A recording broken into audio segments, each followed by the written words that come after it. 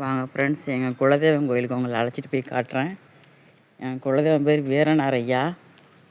குதிரையில் வருவார். இவர் தான் நம்ம முன்னாடியார் ஐயா. இவர் குதிரைக்கார ஐயா.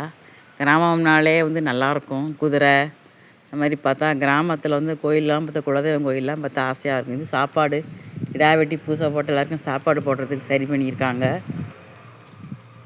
நாங்கள் கோயிலுக்குள்ளே போவோம். இதான் எங்கள் வீரனார் குலதெய்வம். கிடா வெட்டி பூசை போட்டால் கூட்டம் தாங்காதுங்க. இந்த பக்கத்து பாருங்களேன், ஒரே வயல்வெளி, ஒரே வயல் பச்சை பசேல்னு இருக்கும்.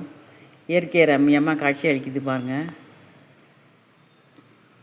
எவ்வளோ அழகாக இருக்குது பாருங்கள். கோயில் பகலில் திறந்துருக்கும், நைட்டு பூட்டிடுவாங்க. சாமி வரலான்னு நினைக்கிறேன். இது துவார பாலகர்கள். இது எங்கள் குலதெய்வம் வீரனார் ஐயா. நீங்களும் வேண்டிங்க, நீங்கள் நினச்ச இதெல்லாம் கொடுப்பார் அவர். வாரம் நீங்கள் கேட்ட வரத்தை கொடுப்பாரு வீரனார் ஐயா.